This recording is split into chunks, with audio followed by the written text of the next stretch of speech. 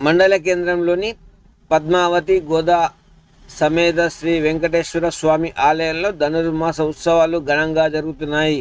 శుక్రవారం తెల్లవారుజామున శ్రీ వెంకటేశ్వర స్వామి వారు రామచంద్రుని అవతారంలో భక్తులకు దర్శనమిచ్చారు. వేద పండితులు స్వామివారికి ప్రత్యేక పూజలు నిర్వహించారు. వేద పండితులు దోర్బల కుమారస్వామి శర్మ శ్రీమన్నారాయణ దశావతారాలు రామచంద్రుని అవతారం గురించి భక్తులకు ప్రవచనాలు వినిపించారు. సకల గుణాభిరాముడు, పితృవాక్య పరిపాలకుడు శ్రీరామచంద్రుడు ప్రజలకు భక్తి మార్గంలో సన్మార్గంలో నడిచి సత్కర్మలు చేయాలని, అందరికీ ఆదర్శవంతమైన జీవితం కొనసాగించాలన్నారు. ఆలయ కమిటీ సభ్యులు భక్తుల ఆధ్వర్యంలో శ్రీ వెంకటేశ్వర స్వామి ఆస్థాన పల్లకి సేవ నిర్వహించారు. అనంతరం తిరువప్ప 21వ పాశురం నివేదించారు. ప్రత్యేక పూజల అనంతరం భక్తులకు ఆలయ అర్చకులు తీర్థ ప్రసాద వితరణ చేశారు.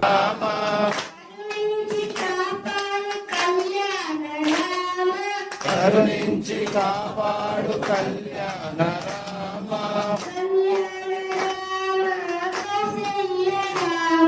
కళ్యాణ రామ కౌసల్య రామ,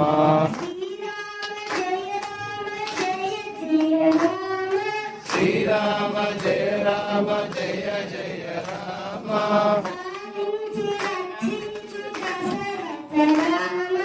పాలించు రక్షించు దశరథ రామ,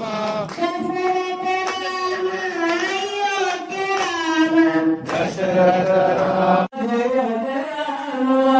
శ్రీ హనుమ జయ వ్యాస గోవింద, శ్రీ వెంకటేశ గోవింద, గోవింద గోవింద, కోదండపాణి గోవింద, సీతాపాశ గోవింద, దశముఖమర్దన గోవింద. సౌఖ్యాలను చూసి వాతావరణంలో ప్రేరేపించారు. అంటే మనము గొప్పవాళ్ళు అయిపోవాలి, ప్రేరేపణ ప్రకారం ఒకటి పక్కవాడిని ఇబ్బంది పెట్టారు, దేశాన్ని పెంచుతూ పెంచారు. తపస్సు చేసిన తర్వాత 10,000 సంవత్సరాలు తపస్సు చేశాడు.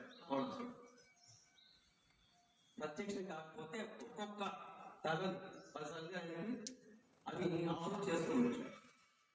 చివరి తరం కూడా కొట్టుకోపోతుంటే అప్పుడు పరమేశ్వరుడు ప్రత్యక్షం వరం కోరుకు అంటే తెలిసిందే కదా, దేని చేత కూడా నశించబడకూడదు. అంటే దృష్టిలో ఎలా ఉంటుంది, మనకి కొన్ని విషయాల పట్ల ఒక చులకన భావం. నన్ను వాళ్ళు ఏం చేయలేదు, ఈ రెండు వదిలిపెట్టి మిగతా మంది కోరుకున్నారు. ఎందుకంటే అలా కోరుకున్నాం, బయట కాదు లోపల కాదు, ఆయుధంతో కాదు, ఇలా కాదు రకరకాలుగా. ఈయన అలాగే ఏ జాతితో కూడా మరణించకూడదు, ఎవరితో మరణించకూడదు, ఆయుధాలు మరణించకూడదు, ఇలా రకరకాలుగా చెప్పకూడదు. కానీ నన్ను వాళ్ళు మహా చులకన. ఆ రెండు కోరుకునే పరమాత్మ మనం కోరుకున్న వాళ్ళ లోపాలు బాగా పట్టుకుంటాడు. ఇప్పుడు ఆ రామనామాన్ని సంహరించాలంటే ఏ అవతారం ఎత్తాలి? నరావతారమే ఎత్తాలి. నృసింహావతారం 2 ఉన్నాయి, నరుడు అలాగే ఒక జంతు జాతి, మనిషి జాతి జంతువు కలిసినటువంటి అవతారం నరసింహ. ఇప్పుడు రామావతారం పూర్తిగా మనిషి. మొత్తం రామాయణం వెలిగితే ఎక్కడ రాముడు నేను భగవంతుడిని అడగడు. కృష్ణావతారం కృష్ణుడు ఎక్కడ చూస్తే భగవంతుని అంటాడు. ఇది